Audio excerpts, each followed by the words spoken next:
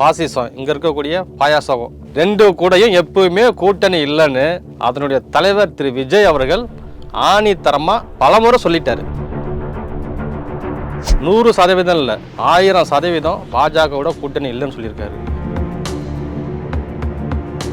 தமிழக வரலாற்றிலே முதல் முறையாக தாவேகா தான் எங்களுடன் கூட்டணி வரவர்களுக்கு ஆட்சியிலும் பங்கு, அதிகாரத்திலும் பங்கு, சரி சம உரிமை கொடுப்போம் அப்படின்னு ஒரு கட்ஸ் வேணும் சொல்றதுக்கு. தெளிவாக சொன்னார்.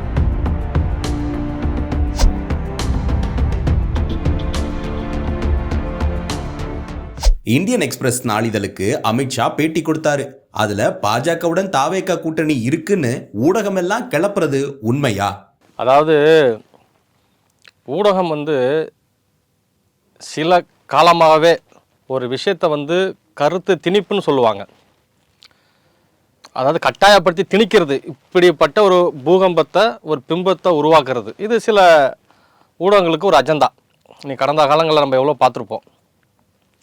தாவேகாவுடைய கொள்கை என்ன சொல்லியிருந்தாங்க?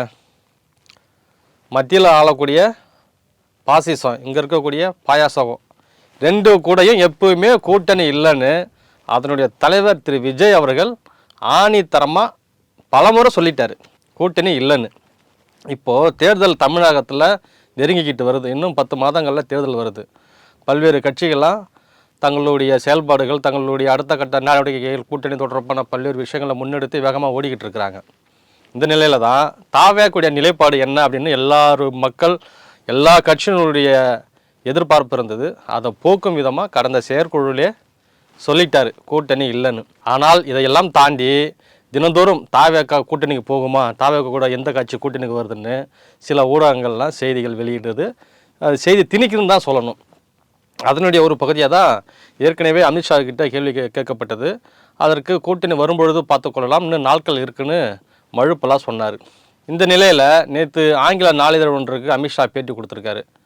அதில் பல்வேறு கேள்விகள்லாம் கேட்கப்பட்டு வருது. அதில் தமிழகத்தில் தாவேகுடன் கூட்டணி வைப்பிருக்கலான்ட்டு அவர் என்ன சொல்லியிருக்காருன்னா, தாவேக்குன்னு எங்கேயுமே குறிப்பிடலை. யார் வேண்டாம்னாலும் கூட்டணிக்கு வரலாம். கூட்டணி குறித்து இன்னும் நாட்கள் இருக்குது, அந்த நேரத்தில் முடிவு செய்வோம். எங்களுடைய நோக்கம் திமுகவை தோற்கடிக்கணும். ஊழலை இங்கே அதிகரிச்சிருக்கு, சட்ட ஒழுங்கு சரியில்லை, குடும்பத்துக்கிட்ட ஒரு கட்சி இருக்குது, குடும்பத்துக்கிட்ட தமிழ்நாடு மாட்டிக்கிட்டு சிக்கி தவிக்குது, அதை நாங்கள் மீட்க போகிறோம் தான் சொல்லியிருக்காரு. தவிர தாவேக்குடன் கூட்டணி, அந்த கட்சி இந்த கட்சின்னு எதுவுமே சொல்லலை. இதுதான் நிலைப்பாடு. ஆனால் ஊடகங்கள் என்ன பண்ணுது, விஜய் அங்கே போவாரா, விஜய் இங்கே பேச்சுவார்த்தை நடத்துவாரா, அவங்க கட்சி சார்ந்தவங்க பேச்சுவார்த்தை நடத்துகிறாங்களா, இப்படிலாம் தகவல் பரப்பப்படுது. இது முற்றிலும் புறம்பான செய்தி. இது உண்மைக்கு புறம்பான ஒரு செய்தி. இதனால் நம்ம சொல்லுவது என்னென்னா, தாவேகா தலைவர் விஜய் மட்டும் இல்லை, முன்னாள் ஐஆர்எஸ் திரு அருண்ராஜ் அவர்களோட என்ன சொல்லியிருக்காருன்னா, 100% இல்லை, 1000% பாஜகவோட கூட்டணி இல்லைன்னு சொல்லியிருக்காரு. கொள்கை பரப்பு செயலாளர் திரு ராஜ்மோகன் அவர்களும் இந்த கருத்தை தான் பல ஊடகங்களில் சொல்லியிருக்கிறாங்க. இருந்தாலும் பல்வேறு அரசியல் கட்சி தலைவர்கள்ட்ட ஊடகங்கள் போயிட்டு இதை டிஷ் பண்ணி விட்ற மாதிரி, அவங்களுக்குள்ளார இருக்கிறவருடைய கருத்தை தூண்டி விட்ற மாதிரி இது தொடர்பான கேள்விகளை கேட்க வருது. ஆனால் அவங்க தலைவரே சொல்லிட்டாங்க, அந்த கட்சியில் உள்ள முன்னணி நிர்வாகிகளை சொல்லிட்டாங்க ஒருபோதும் கூட்டணி இல்லைன்னு. இது தேவையற்ற ஒரு விஷமமற்ற செய்தியை தான் பார்க்கப்படுது. இது உண்மைக்கு புறம்பான ஒரு தகவல் தான். இது யாரும் நம்புறதுக்கு தயாராக இல்லை. காங்கிரஸும் ஒரு பக்கம் அவங்க கட்சிக்குள்ளார பேச்சுவார்த்தை நடத்துகிறாங்க. என்ன அப்படின்னா, கடந்த காலங்களில் திமுகவுக்கு நமக்கு அதிக தொகுதி ஒதுக்கலை, ஆட்சியிலையும் அதிகாரத்தை கொடுக்கல. இப்போது தமிழகத்தில் விஜய்க்கு மிகப்பெரிய செல்வாக்கு இருக்குது. இந்த நேரத்தில் நம்ம கூட்டணி வச்சோம்னா ஆட்சி அதிகாரத்திலும் பங்கு பெறலாம், கூடுதல் எண்ணிக்கையாகவும் சீட்டும் வாங்கலாம் அப்படின்னு அவங்க கட்சியிலோட சில எம்எல்ஏக்கள்லாம் தேர்தல் பொறுப்பாளர் மேலிட பொறுப்பாளர் கேசி வேணுகோபால்கிட்ட ஆலோசனையில் ஈடுபட்டதாக தகவல் வந்திருக்கு.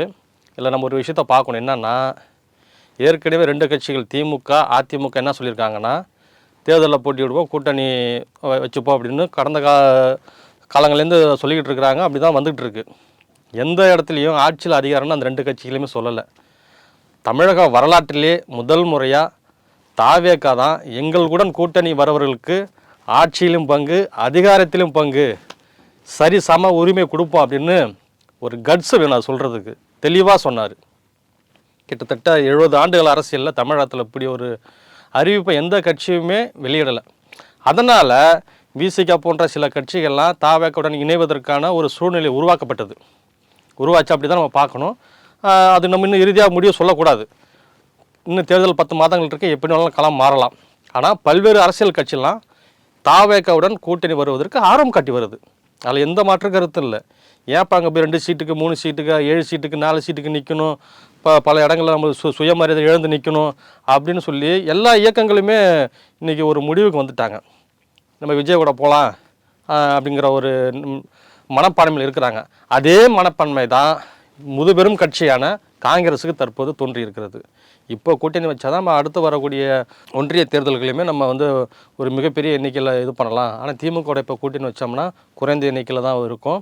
ஸோ அதனால் நம்ம அடுத்தது அவங்களோட கூட்டணி போகிற மாதிரி இருக்கும். மக்கள் மத்தியில் ஒரு வெறுப்பு உணர்ச்சி இருக்குது. அதனால் தாவேக்குடன் போகலாம் அப்படின்னு சொல்லி அந்த காங்கிரஸ் மேல்மட்ட பொறுப்பாளர்களிடையே ஒரு ஆலோசனை ஈடுபட்டிருக்கிறாங்க தமிழகத்தில் இருக்கக்கூடிய சில காங்கிரஸ் எம்எல்ஏக்கள், ஒரு மூத்த நிர்வாகிகள். இதுக்கு அவர் என்ன சொல்லியிருக்காருன்னா, இப்போ பீகார் சட்டமன்ற தேர்தல் வருது, அதில் ராகுல் காந்தி கொஞ்சம் பிஸியாக இருக்கிறாரு. ஸோ அதை முடிச்சுட்டு தமிழகத்துக்கு வரும், இங்கே தேர்தலுக்கெல்லாம் எப்படி இருக்குன்னு பார்ப்போம். அந்த சமயத்தில் தாவேக்குடன் கூட்டணி வைக்கலாமா வேண்டாமா அப்படிங்கிற ஒரு முடிவை அவங்க எடுத்துருக்குறாங்க. எது எப்படி இருந்தாலும் தமிழகத்தை பொறுத்தவரை இன்றைக்கி தாவேக்கா ஒரு தவிர்க்க முடியாத சக்தி இருக்குது. அதனால் பல கட்சிகள் ஆர்வம் காட்டுறாங்க, பல கட்சிகள் அவங்க பேசிக்கிட்டு இருக்காங்க.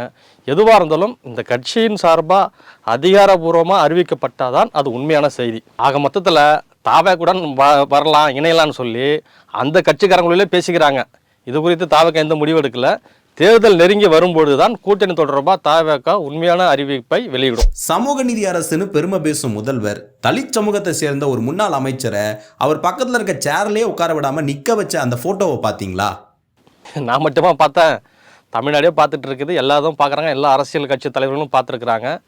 அதாவது தமிழகத்தில் சமூக நீதி பேசும் அரசு, இது அனைவருக்குமான அரசு, அனைத்து மக்களுக்குமான அரசுன்னு சொல்லிக்கிட்டு இருக்க இன்றைக்கி திராவிட மாடல் அரசு நேற்று ஒரு சம்பவம் அனைவர் மத்தியிலுமே ஒரு அதிர்ச்சியை ஏற்படுத்தியிருக்குது.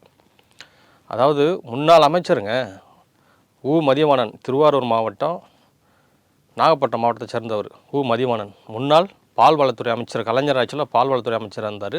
கீழ்வேலூர் சட்டமன்ற உறுப்பினர் இருந்தார், இப்போயும் ஒரு சட்டமன்ற உறுப்பினர். நான் மட்டுமா பார்த்தேன், ஒட்டுமொத்த தமிழ்நாடு தான் பார்த்துட்ருக்கு. பல்வேறு கட்சிகள்லாம் பார்த்து அதை பற்றி விமர்சனம் பண்ணுறாங்க. அதாவது திருவாரூர் நாகப்பட்டினம் மாவட்டத்துக்கு 2 நாள் சுற்றுப்பயணமாக முதல்வர் ஸ்டாலின் அங்கே போகிறார். ஏன் போகிறாருன்னா, முடிவுற்ற பணிகளை துவைக்க வைப்பதற்காகவும் பல்வேறு நலத்திட்ட உதவிகளை வழங்குவதற்காக போயிருக்காரு. அப்படி போன இடத்துல அவருடைய பாட்டி இருக்கக்கூடிய இடம், அதாவது திருவாரூர் பக்கத்தில் காட்டூர்னு இருக்குது, அங்கே தான் அவங்க பாட்டியுடைய நினைவிடம் இருக்குது. அங்கே போயிட்டு ஒரு மரியாதை செலுத்திட்டு அங்கே அமர்ந்து பேசுகிறாங்க. யார் பேசுகிறாங்கன்னா, முதல்வர் தலைமையில் அமைச்சர் அன்பில் மகேஷ், டிஆர்பி ராஜா, திருவாரூர் மாவட்ட செயலாளர் பூண்டி கலைவாணன், இவங்கெல்லாம் சேர் போட்டு உட்காந்து ஏதோ சாப்பிட்றாங்க, ஐஸ்கிரீமோ ஏதோ ஸ்நாக்ஸ் சாப்பிட்டுக்கிட்டு வேறு அப்படியே சகஜமாக பேசிகிட்டு இருக்காங்க. ஆனால் அங்கே பக்கத்தில் தலித் சமுதாயத்தை சேர்ந்த முன்னாள் அமைச்சர், தற்போது சட்டமன்ற உறுப்பினர் திரு மதிவாணன் அவர்கள் கையை கட்டிக்கிட்டு அப்படியே நிற்கிறாரு, பக்கத்தில் நிற்க வச்சுருக்கிறாங்க. அதை நீங்கள் பார்த்துருக்கலாம். நீங்கள் குறிப்பிட்டது போல் சமூக நீதி காவலர், சமூக நீதி அரசு, பெரியாருடைய வழித்தோன்றல், அண்ணாவுடைய கொள்கை இப்படின்னு பல அடுக்குமொழி பேசுகிறாங்க, பல இடத்துல கர்ஜிக்கிறாங்க.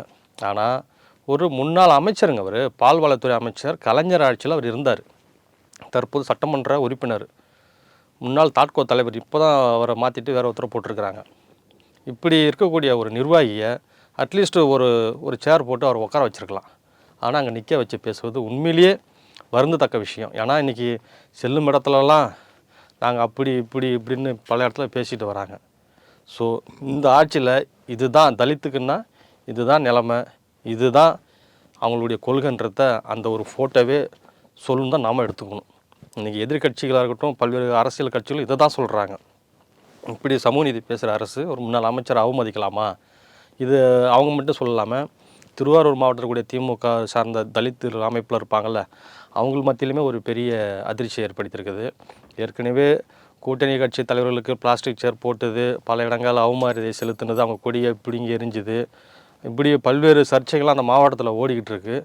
இதை நம்ம சொல்லவே தேவையில்லை. இந்த ஃபோட்டோ ஒன்றே போதும் இந்த ஆட்சியருடைய சாட்சி அப்படிங்கிறது தான் நம்ம உண்மையிலே இதை சொல்லணும்.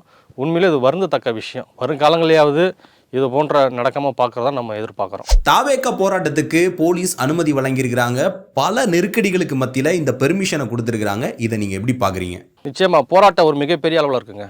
ஆனால் இன்றைக்கி அஜித்குமார் மரணத்துக்கு நீதி கேட்டு தாவேக்கா சார்பில், அதுவும் சென்னை தலைநகரில் ஒரு போராட்டம் நடத்துகிறாங்க. மிகப்பெரிய எதிர்பார்ப்புகளுக்கு இடையே நடத்துகிறாங்க. பல இடர்பாடுகளுக்கு நடுவே இந்த போராட்டத்தை நடத்துகிறாங்க. கடந்த 3ஆம் தேதி போராட்டத்தை நடத்துவதற்கான அனுமதி கேட்டாங்க. காவல்துறை மறுக்கப்பட்டது. நீதிமன்றம் போனாங்க, தேதியை ஒத்தி வச்சாங்க. இறுதியாக இப்போ வந்து பல கெடுபிடிகள் நெருக்கடிகள் தாண்டி அனுமதி கொடுத்துருக்குறாங்க. ஸோ இது உண்மையிலே வரவேற்கத்தக்கது. இன்றைக்கி ஏன்னா எல்லா அரசியல் கட்சி தலைவருக்குமே கண்டனம் அறிவித்தாங்க. ஒரு சில கட்சிகளை போய்ட்டு அந்த திருபுவனம் பகுதியில் ஒரு ஆர்ப்பாட்டம் பண்ணாங்க. சென்னை தலைமையில் வந்து இப்படி ஒரு ஆர்ப்பாட்டத்தை வந்து தாவேக்கா முன்னெடுத்திருக்கிறது உண்மையிலே வரவேற்கத்தக்க விஷயம். தொண்டர்கள் வந்து ஆர்வமாக இருக்கிறாங்க. ஏன்னா தாவேக்கா ஆரம்பித்ததுக்கு பிறகு ஒரு காவல் நிலைய மரணத்துக்கு நீதி கேட்குற போராட்டம் இது முதல் போராட்டம். ஸோ இந்த போராட்டத்தில் திரு விஜய் அவர்கள் பங்கேற்பார் என எதிர்பார்க்கப்படுது. அதனால் பல்வேறு மாவட்டங்களிலிருந்து காலை முதலே சென்னை நோக்கி வர ஆரம்பிச்சிட்டாங்க. இங்கே வந்து அதுக்கான ஆயத்த பணிகள்லாம் நடந்துக்கிட்டு இருக்குது. சென்னை சிவானந்த சாலையில் தான் அந்த போராட்டமானது நடக்க இருக்குது. கிட்டத்தட்ட பல்லாயிரக்கணக்கான தொண்டர்கள் கூடுவார்கள்னு எதிர்பார்க்கப்படுகிறது. உண்மையிலே இந்த போராட்டம் என்பது தமிழகத்தில் ஒரு மிகப்பெரிய அளவில் ஒரு மாற்றத்தை ஏற்படுத்தணும்னு நினைக்கிறேன். இது போன்ற காவல் நிலைய மரணங்கள் வரக்கூடாது அப்படிங்கிற ஒரு இதை வலியுறுத்தி தான் இந்த போராட்டமானது நடக்க இருக்கிறது. நம்ம இன்றைக்கி சொன்னது போல் நான் பொறுத்து இருந்தால் பார்க்கணும். மிகப்பெரிய ஒரு சக்தியாக இது உருவெடுக்குதுன்னு நம்ம நம்புகிறோம். நிறைய விஷயத்தை பேசிட்டோம். நாளை மீண்டும் பல்வேறு விஷயங்களை பற்றி பார்க்கலாம். நன்றி.